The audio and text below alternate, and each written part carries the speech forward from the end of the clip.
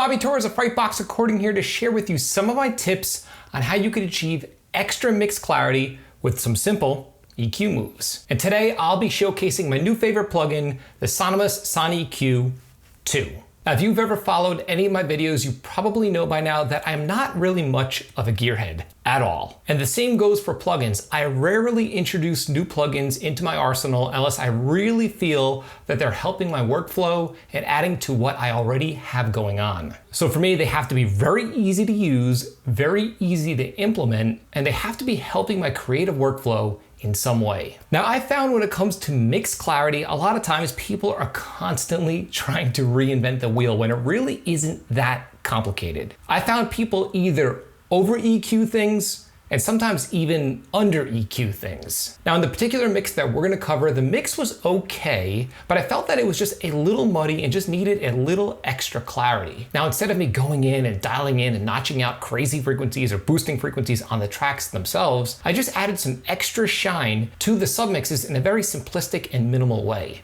So what I'll do right now is I'm gonna play the sample from the top, and then I'm gonna bypass all of the EQing that I have happening on my submixes, and then I'll describe to you in detail how I'm using this EQ to achieve this nice, extra crisp mix clarity for my mix in general.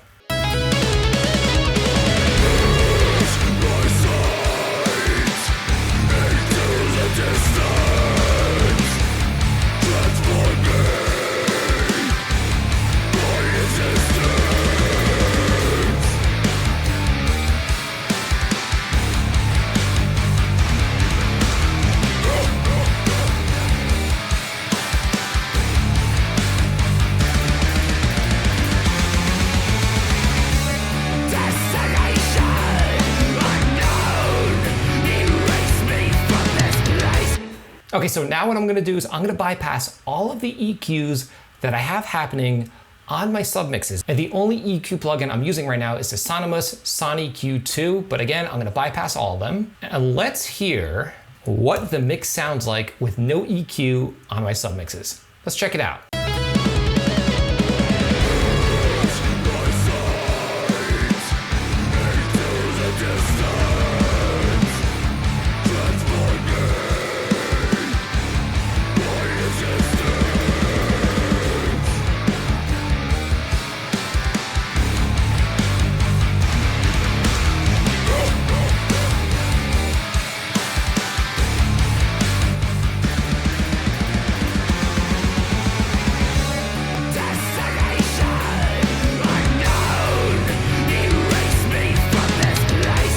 So as you can hear, that single EQ that I have on each of my submixes really makes a pretty big difference. Now, the thing that I love most about this plugin is its analog style layout. A lot of times when we're using plugins within our DAWs, we get obsessed with numbers and looking at graphs, and I'm guilty of it myself. Now, on the flip side to that, sometimes when I try and do plugins, I'm often confused, and a lot of times the knobs don't make any sense to me. But that is not the case here. This is laid out just like an analog style EQ, and it also has a preamp section which you can drive and add some nice color and saturation to your original sound. So this plugin replaces two steps for me, EQ and saturation. Like I said, I only really implement new plugins when they give me something or make my workflow a lot more efficient and simple. I love simplicity. Now, how did I achieve clarity using this plugin? Well, honestly, it was very straightforward, and I'm gonna show you how I did it within each instance of the SoneEQ. So on my drums, I'm just reducing all frequencies below around 100 Hertz by 2 dB just to clear up some of that extra low end. I'm notching out a little bit of lower mids at 250 Hertz and at 160 Hertz. And I'm boosting upper mids at around 6K by about a dB, not by much. And this is really helping out my drum sound. And I'm adding a little bit of saturation in the preamp section. Another cool thing about this plugin, if you look here, you see lower mids and then another EQ module that's called lower mids. And this is because you can add additional modules within the EQ, which I think is very cool and adds to the flexibility of this plugin. So for example, we have our high mids boosted slightly, but let's say you want to boost a little more or maybe at a different frequency. All I'd have to do is duplicate this module.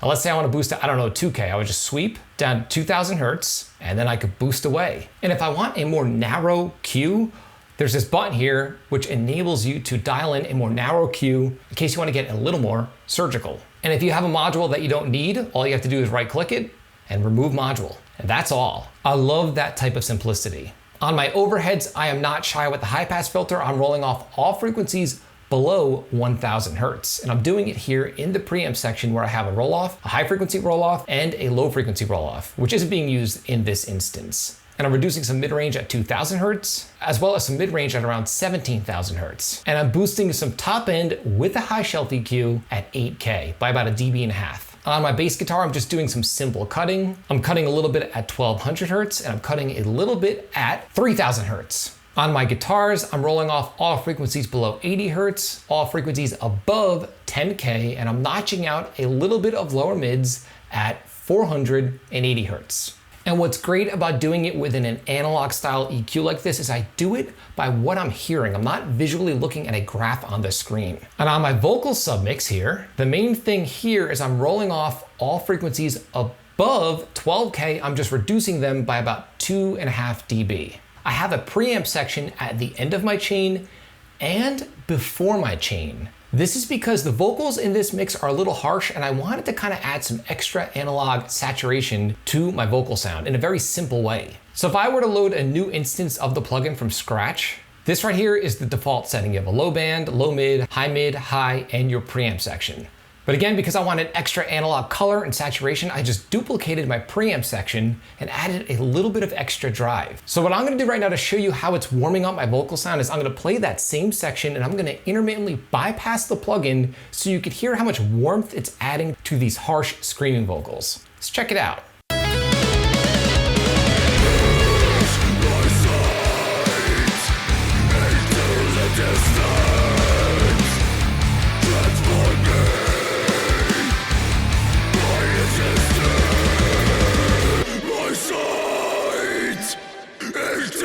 Distance, transforming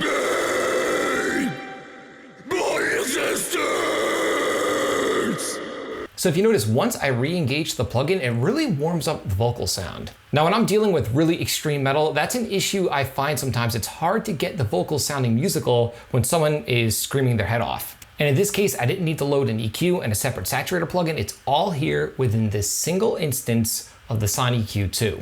Now, as far as my mix as a whole, I have an instance loaded on my master bus, and all it's doing is just reducing frequencies below 60 Hertz just to get rid of that extra rumble, and I'm using the simple low shelf filter right within the low band. So again, I'm gonna play the mix back and I'm gonna bypass this one simple plugin that I have on only my submixes, not even on the individual tracks, just on my submixes, and then I will re-engage them all as the mix is playing back just so you could hear how much it's helping clear up my mix. Let's check it out.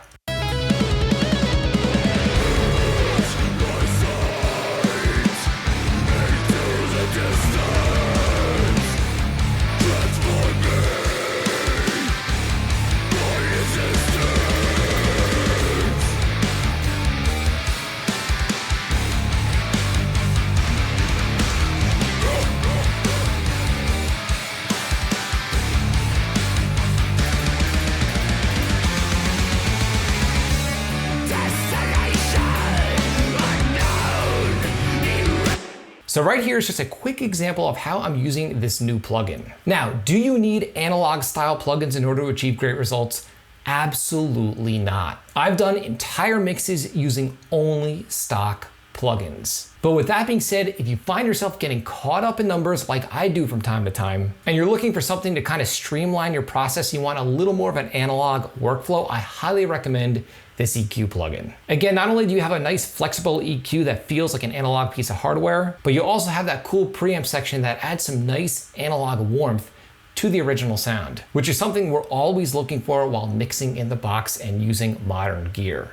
Now, there's a link to this plugin below in this video's description, and full disclosure, it is an affiliate link. So if you do purchase the plugin using that link, you'll be helping to support me and the channel. So hopefully you found this video informative, and hopefully it sparks some ideas on how you can add some extra mix clarity within your mixes simply by tweaking your submixes. So let me know, I'd love to hear your opinion. Do you struggle with mix clarity? Do you find that your mixes often sound muddy no matter what you do or how much you EQ your tracks? Let me know by leaving a comment in the comment section below, and I'd love to hear your opinion. If you found this video helpful, like, comment, subscribe, and share. And do not forget to click the little bell icon so you can be notified every time I upload one of my weekly videos on all things metal and rock production. You can both like and follow me on Facebook and Instagram. Links are in the description below. And be sure to download my free guitar cab impulse response of my favorite Mesa Boogie cab out of my studio. There's a link below in this video's description. Download it, load it into your favorite amp sim plugin, and get right to dialing in killer metal guitar tone with absolute ease. Till next time, happy mixing.